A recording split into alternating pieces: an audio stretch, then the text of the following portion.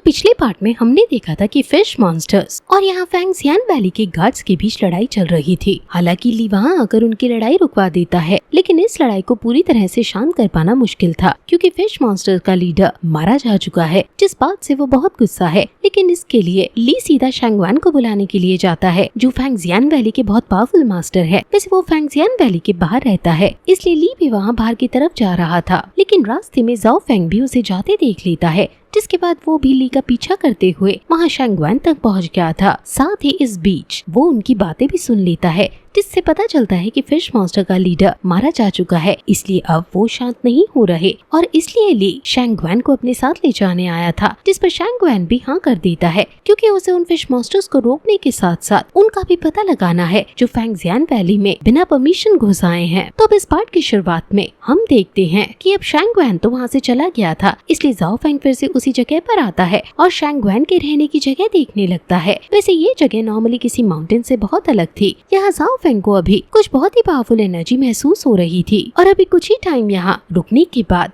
जाओ फेंग समझ चुका था कि शैंगवान बहुत समय से फैंगजियान वैली को छोड़कर यहाँ रह रहा है, तो इसका जरूर कोई स्पेशल रीजन ही है। वैसे अब जब जाओ फेंग आगे बढ़ता है तो वहाँ पर कुछ सीढ़ियाँ थी जिन पर जब वो चढ़ रहा था तो उसकी बहुत ज्यादा एनर्जी यूज हो रही थी। इसी वजह से हर आगे बढ़ने से उसके ऊपर जो एनर्जी का प्रेशर पड़ रहा था वो भी बढ़ते जा रहा था। हालांकि अब वो किसी तरह से वहाँ ऊपर आता है और तभी सामने एक बड़े से दरवाजे को देखता है। उस दरवाजे पर एक फायर सिंबल बना हुआ था जो कि जाओ फेंग को कहीं दिखा हुआ लग रहा है। वैसे अब इसके बाद वो उसे टच कर ओपन करता है और अंदर आ जाता है, लेकिन अंदर आते ही वो दरवाजा अपने आप ही लॉक हो गया था। साथ ही यहाँ अंदर आने के बाद से ही ज़ियायू बहुत अजीब बिहेव करने लगा था। उसकी आंखें लाल हो चुकी थी और ऐसा लग रहा था कि वो यहाँ पर भी किसी मिस्टीरियस एनर्जी को सेंस कर पा रहा है। हालांकि इस बार तो जाओ फेंग भी उस एनर्जी को महसूस कर पा रहा था, पर फिर वो यहाँ आगे बढ़ते हुए कहता है कि इस जगह पर ज्यादा देर रुकना सही नहीं होगा, इसलिए हमें जल्द से जल्द यहाँ काम की चीजें देखकर यहाँ से निकलना चाहिए। वैसे अब तभी वहाँ उसकी नजर सामने कुछ क्रिस्टल्स पर जाती है। वहाँ क्रिस्टल्स का एक सर्कल बना हुआ था जिसके अंदर से एनर्जी निकलकर वहाँ ऊपर इस जगह सेंटर में जा रही थी। अभी उसे देखने के बाद जाओ फेंग और ज़ियायू तुरंत उन क्रिस्टल्स के पास आते हैं। अभी जाओ फेंग को लग रहा था कि ये किसी वॉल्केनो का सेंटर है और उसकी एनर्जी से जाओ फेंग को ये भी लग रहा था कि ये वॉल्केनो सूखा नहीं है, मतलब ये अभी एक्टिव है। लेकिन अब इतने में ही ज़ियाओ हुई अचानक से कूदकर वहाँ सेंटर में आ जाता है और वहाँ नीचे जमीन पर मारने लगता है। वैसे जाओ फेंग उसे ऐसा करने से मना करता है, पर ज़ियाओ हुई अभी उसकी बात भी नहीं सुन रहा था। अब तभी इतने में जो एनर्जी वहाँ ऊपर सेंटर की तरफ आ रही थी वो गिरना बंद हो जाती है और फिर अचानक से ज़ियाओ हुई उस सारी एनर्जी को अपने अंदर एब्सॉर्ब करने लगता है। जाओ फेंग ये देखकर हैरान था क्योंकि वहाँ उस गुफा में जितनी भी एनर्जी थी वो सारी एनर्जी अभी ज़ियाओ हुई की बॉडी में जा रही थी। और अब इसके बाद वहाँ जमीन पर बना हुआ एक बड़ा सा फॉर्मेशन जिस पर बहुत से सिंबल्स बने हुए थे उसमें भी लावा फैलने लगता है। ये लावा असल में एक एनर्जी की तरह है जो उस फॉर्मेशन को एक्टिवेट कर रहा था।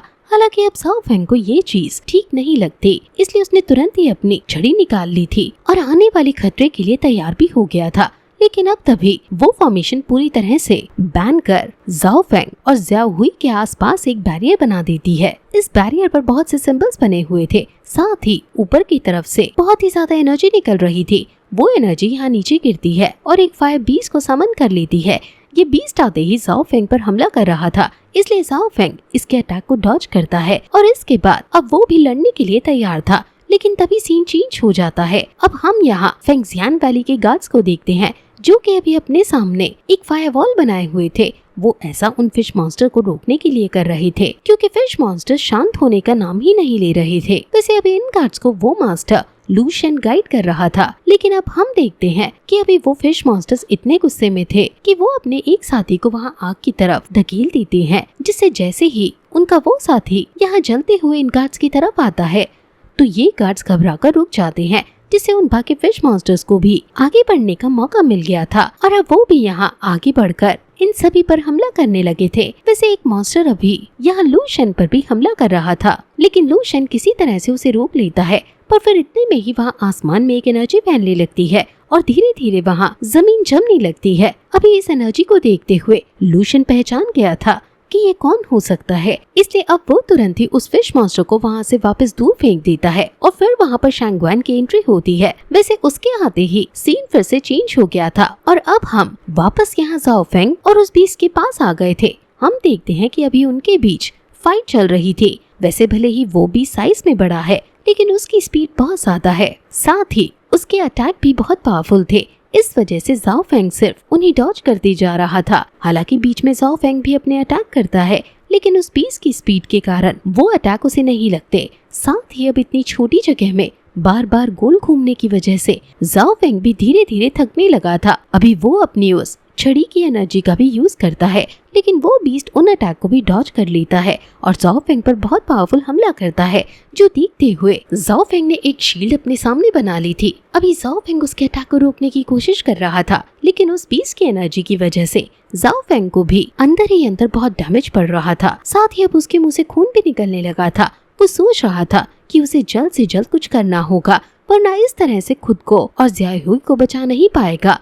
बस इसके बाद अब एक बार फिर से सीन चेंज होता है और हम फिर से यहाँ शैंगवान के पास आते हैं। हम देखते हैं कि उसने पहले ही अपनी उस आइस एनर्जी की मदद से सभी को डराकर शांत कर दिया था और अब वो फिश मॉन्स्टर से कह रहा था कि वो कौन था जिसने तुम्हारे लीडर को खत्म किया। हालांकि अभी उन फिश मॉन्स्टर को कुछ भी समझ नहीं आ रहा था, क्योंकि उनकी लैंग्वेज ह्यूमन लैंग्वेज से बहुत अलग है।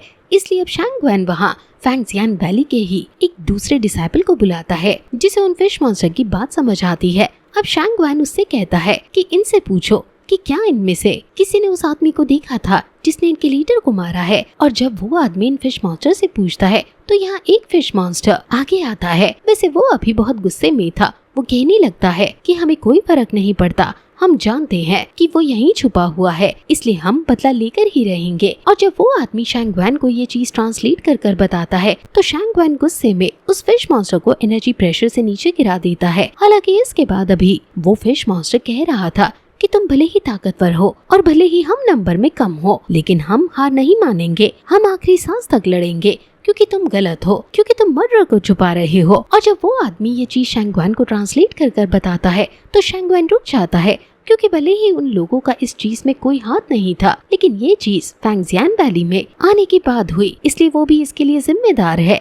वैसे अब शैंगवान थोड़ी शांति से काम लेता है। वो कहता है कि मैं उन सभी की बॉडी देखना चाहता हूँ जो लोग उस लड़ाई में मारे गए। वैसे यहाँ पर अभी वो सिर्फ फिश मॉन्स्टर की बात कर रहा था, तो अब वो आगे बढ़ते हैं और वहाँ पर उन्हें 4-5 फिश मॉन्स्टर्स दिखते हैं। वैसे उन सभी की बॉडी पर कुछ कट्स लगे हुए थे, जिनके अंदर से एनर्जी निकल रही थी, जिसे शैंगवान बहुत गौर से देख रहा था। लेकिन अब फिर से सीन चेंज होता है और अब हम देखते हैं कि वहाँ ज़ाओ फेंग की हालत उस बीस्ट से लड़ते हुए अब बहुत खराब हो चुकी थी। उसके मुंह से खून निकल रहा था, जिसकी वजह से उसके अंदर अब बिल्कुल ताकत नहीं बची थी। पर फिर भी वो अभी अपनी उस छड़ी की मदद से हमला करते जा रहा था। हालांकि वो बीस्ट उसकी छड़ी को वहाँ से दूर फेंक देता है, लेकिन अब वो आकर सीधा वहाँ गिरती है जहाँ ज़ाओ फेंग का ब्लड डला हुआ था और अब अचानक से ही वो उस सारे ब्लड को एब्जॉर्ब करने लगी थी। साथ ही अब वो हवा में आकर आसपास जहाँ भी ज़ाओ फेंग का ब्लड गिरा हुआ था उसे भी एब्जॉर्ब कर लेती है, जिसकी वजह से ज़ाओ फेंग को और ज्यादा डेमनिक पावर मिलती है और वो फिर से हमला करना शुरू कर देता है। हम देखते हैं कि अभी यहाँ जमीन से कुछ डार्क फ्लेम्स निकल रही थी, जिनका यूज ज़ाओ फेंग हमला करने के लिए कर रहा था, लेकिन वो बीस्ट इन अटैक से भी बच जाता है। हालांकि अब वो भी थकने लगा था, लेकिन उसकी पार कम नहीं हुई थी। वो यहाँ ज़ाओ फेंग के पीछे आकर उस पर हमला करता है, लेकिन ज़ाओ फेंग वहाँ से हट जाता है और अब वो उस बीस्ट के ऊपर चढ़कर हमला कर रहा था, पर अब वो बीस्ट उसे वहाँ से दूर उछाल देता है।